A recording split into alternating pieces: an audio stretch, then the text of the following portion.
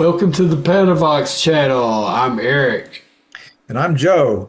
And today we're going to talk a bit about Guitar Center specifically, but more generally about music stores and whether they're big corporations or smaller operations. What would have been our experiences with these? And what got me thinking about talking about Guitar Center and other music stores like it was a video that I saw with the comedian Bill Burr. And Bill Burr was saying that he had seen a lot of sad men at Guitar Center, sad middle-aged men at Guitar Center. And he starts talking about, what he thinks is going on with these sad middle-aged men. And I mean, I can't do Bill Burr. Bill Burr's can't really be. I mean, maybe there's somebody out there who's a good Bill Burr imitator. I'm not going to do it. But he's basically saying, yeah, these middle-aged guys in there, they're not happy with their lives. They're married. They've got kids. They've got some job they don't like. They have to have it, but that's the thing that they just have to do. And they don't get to fulfill their dreams. They never got to be in a rock band. And now they have some money in their pocket and they show up at Guitar Center and they sit down and they start playing Stairway to Heaven. And the poor guy that he works at the store, he has to listen to that same sad middle-aged man coming in there, grabbing a guitar and playing Stairway to Heaven, and the opening chorus to Stairway to Heaven, and then asking them about whether should he get the Mexican or the American Stratocaster. Is it worth paying $2,000 for the American-made one, or does he want to spend $1,000 on the Mexican-made one? And so I started to think about Bill Burr's comment, like, oh, wait a minute. I think that happened to me too. you know. And then I started thinking about I was the sad guy that went in there to, check out their stuff. And then I thought about the line from that Pink Floyd song where they say, what did you dream? It's all right, boy. We told you what to dream. You dream you'd be a big star, play a mean guitar, drive around in a nice car. Remember that song, Welcome to the Machine? Yeah. And I thought, maybe Guitar Center is that machine that Pink Floyd was warning us about, because like you got to where you've been part of this thing where you went into the grinder of life, just trying to make a living and having a job, and then you get older and older, and then you're not going to be a rock star, but you might just plop down and $1,000, $2,000, $3,000, $4,000 at Guitar Center, and you get that guitar you always wanted, when you were younger, and maybe this time it'll be different, but it isn't. You just dropped you dropped a lot of money on this guitar that you don't have time to play very much, because you're just trying to raise a family and pay the bills and stuff. So I don't know. I'm just getting started with this topic. Let me stop talking. What do you have to say about this? Yeah, I mean, it's ironic because when you're young, you usually don't have enough money to buy a guitar at a place like Guitar Center, And then when you're too old to be a rock star, that's when you can afford it. But, there's a lot of guys out there who just basically buy guitars, who are guitar collectors, who don't necessarily even play in bands or record music. They just like guitars. So I think that's all right. I mean, more power to you. If you want to buy a guitar and you've got money to buy one, I've never been big into lots of musical equipment and stuff. I've got a Yamaha MX61 synthesizer that I received several years, like maybe 8 years ago. And I've always wanted to figure out how to play that thing, but I haven't used it hardly at all, because it's just got so many buttons and so many little functions and things on it. And it's a nice keyboard, but it's really intimidating. So I'm hoping one day I can incorporate that and use it in less like recording or get some kind of use out of it. But Yeah. you know, There's I get the larger point that I wanted to make, though. I mean, yeah, of course, there are people who make a living at their music, and there's all kinds of different levels. And we tend to think in very black and white terms about it. Either you never get out of your mom's basement, with your garage band setup, or you become, a multi, million, even billion-dollar act with a household name and all this kind of things. But there's all these in between degrees. There's a lot of musicians out there that just make a little bit, and then there's some that make more, and there's all these different levels, right? yeah, So how you define success is in that regard is kind of hard to say.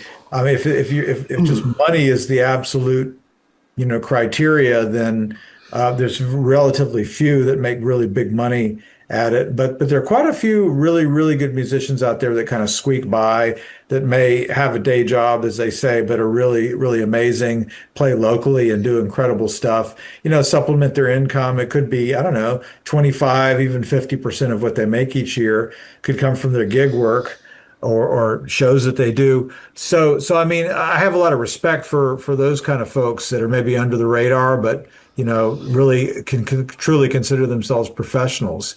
But then there's the people like me, that I've been playing guitar for a very, very long time, and I've been in a couple of bands, and I think I'm always going to be a perpetual amateur, even though I have made some money from my music, but I mean, it's pocket change. So I'm going to be one of the sad, men that walks into Guitar Center and says, do you have a Martin acoustic that's under $800, or something like that? yeah, A used one, I don't know, man. I think that the people like me, we're the ones that keep Guitar Center afloat. I mean, I hate to say that. It's really people like me. And there's a lot of people out there like me that are maybe kind of permanently intermediate level. I can't do a lot of technically fancy stuff on the instrument. Well, if Guitar Center only sold equipment to successful musicians, they would not be able to stay in business, I don't think, because there aren't that many successful musicians can actually make a full-time living off of playing music, and Right. and that's not it might be a blessing in disguise that we're amateur musicians, because playing music professionally is not easy, and No. it doesn't pay much, and it's not a good steady job that you can rely on, and it's a hard life trying to make a living out of being a musician, so count your blessings, I love that AC/DC song. It's a long way to the top if you want to rock and roll. That's probably one of the most honest songs that I've ever heard on that particular topic. What it's like to be a professional musician, and very, very, very appropriate song. But it's kind of like AC/DC in that song. They're saying, yeah, we have a certain degree of success, but don't you think that this is easy? You don't know what we have to put up with every day. It's not. I mean, I used to fantasize about being a rock star when I was a teenager, and I thought that's what I really wanted out of life. But I'm grateful now that I didn't, strike it rich and become some kind of big famous rock star, because that's not the kind of life I would have liked to lead, just traveling around, playing big giant concerts and stuff, and being real famous, and then everyone knows who I am, and having all this pressure to keep putting out great music and stuff. It's just, I feel like it's kind of a blessing in disguise that I didn't, you know, that didn't happen for me. Well, then there's a lot of us out there who were abundantly blessed by not getting anywhere. Yeah, You know, yeah. uh, well, one interesting story though that comes to my mind is somebody who was in the limelight and then chose a different type of a path. And a guitarist that I greatly admire is Ritchie Blackmore, formerly of Deep Purple. And I mean, we all know the story of Deep Purple became a huge, huge band. Ritchie Blackmore, a number of iconic rock compositions, performances on songs like "Sweet Child in Time." Um, it's Child in Time, not Sweet Child of Mine, different song. Sorry, Child in Time. I mean, I really respect him as a guitarist, really an amazing musician. And at some point, I knew he was always into kind of a medieval flavor of music. And so finally, you've seen little touches of it in some of his work in the 70s and 80s. And then finally, he just said, you know what? I just want to be all about, Renaissance era music, going back a couple of hundred years, to Yeah. lyres, flutes, and, the old-fashioned guitars and things. Everything's on acoustic now. And so he plays at these, kind of medieval fairs where, people go out to joust and act like they're knights of the round table and stuff. And there's Ritchie Blackmore with his band, playing these medieval style music, and it's quite good. Oh, And it's like, hey, you're not filling up arenas with this, man. It's not like you're not like doing 20, 30, 40,000. Yeah, I mean, they used to, Deep Purple used to do huge stuff, and there he is doing these little county fairs and stuff. And like, right. Yeah. after he goes up with his band, I guess they have somebody go up to play a dulcimer or something. I don't know. Yeah. And they make an announcement about and now we're going to be selling daisies if anybody wants them. They're only £3, and now we have Ritchie Blackmore, so I'm kind of like, yay, good for him. He's like, I could really care less about playing in front of a huge crowd of people. This is what I love to do here at the fair. I'm like, good for you, Ritchie Blackmore. So it's like he's kind of like, I've been there. I've been to the top of the mountain, and I'll tell you, I came back down. I'm glad to be where I am, and I don't want to go anywhere else. I like what I'm doing. Thank you very much. And it's kind of like, that dude shows up in Guitar Center and he's like, oh, so you're dreaming about being a rock star? Well, I would recommend you think about playing at the fair.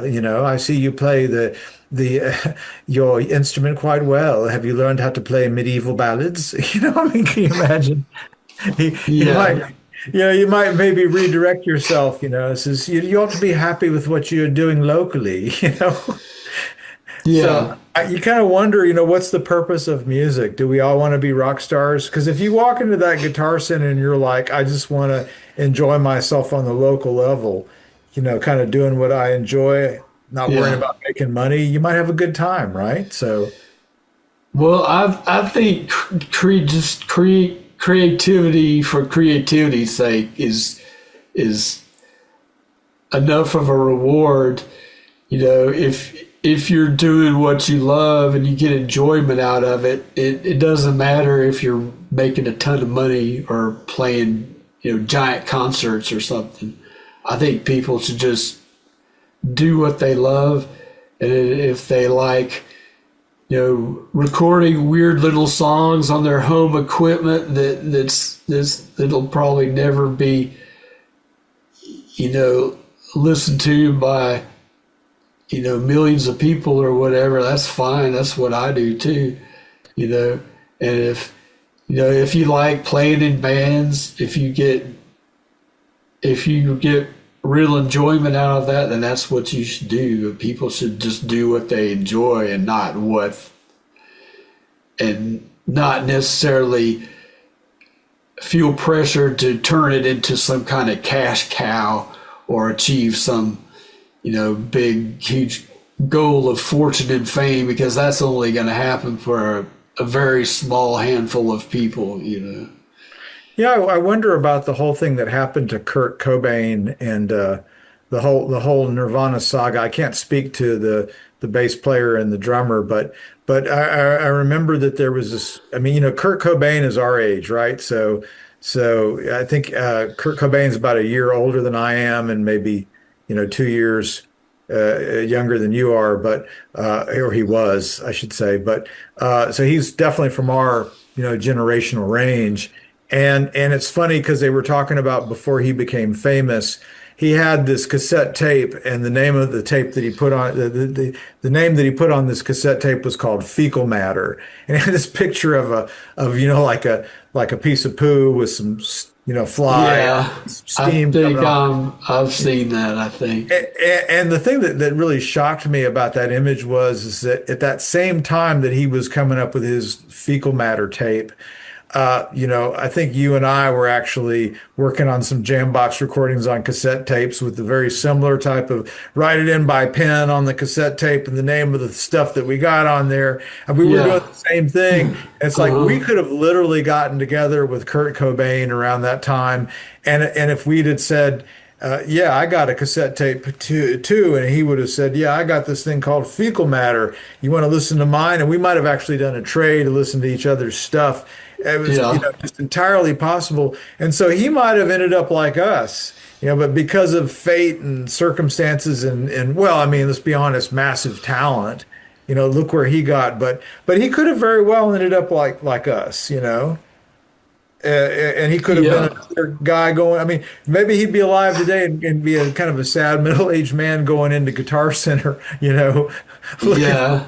looking for an upgrade for his old Stratocaster or something. I don't know, man. Yeah, I do kind of wonder what kind of music he would have put out if he had lived, like if he would be doing like acoustic folk albums now or like country albums or what his music would sound like, Or maybe he would have given it up entirely and gone into Yeah. some sort of activity. Right.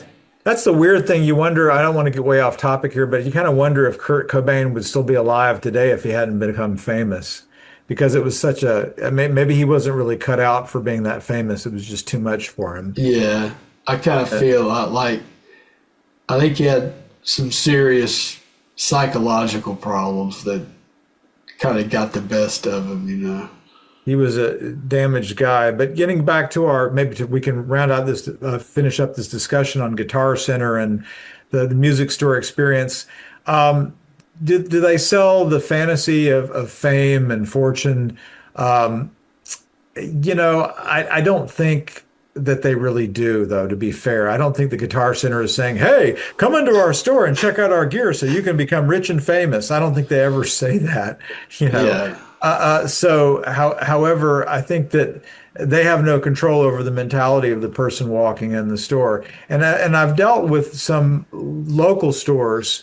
I mean, Guitar Center, maybe they have a tighter grip on their employees and the way they talk to you and about how they try to get you to buy stuff. And when you go to a local store, I think the people are maybe a bit more down to earth and they're kind of like, so you want to start playing guitar? You're interested in taking lessons? And like, well, yeah, sure, I guess I would be. Well, I don't know if we can have anybody available, and maybe we'll see if we can schedule somebody for you. What kind of music do you like? I mean, you get a little chatter with somebody at a local store, and I've had moments when I'm talking to a local store owner, I feel like they're a bit more realistic. Maybe a little bit more honest with you. Sometimes in the big corporate ones, I know the big corporate ones are like, this person could be wearing a microphone and representing the CEO to check to make sure that I'm keep staying on all my talking points. Yeah, well, one big difference I've noticed is that like the smaller local music stores, I would go into some of those places and I'd have a hard time getting service sometimes, I'd have to chase down an employee if I wanted to buy something, but when I went to Guitar Center, it's just like all the salespeople would just immediately be all over me like vultures or something. They had their human resource training and Yeah. corporate indoctrination. Yeah. There. Yeah.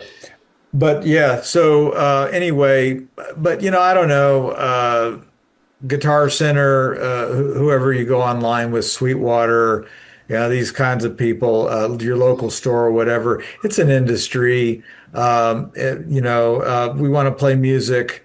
Um, I guess, I think that though, if you really want to be creative, you can take your old beat up guitar that you paid, $50 for, and you might do some amazing things with it if you feel really inspired. Or you could spend, $10,000 on some sort of a custom Stratocaster guitar, and just let it sit in a box for 10 years.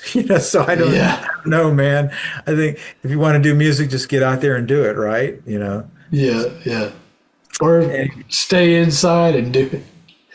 or whatever. Yeah. Yeah, or Stay whatever. inside and do it.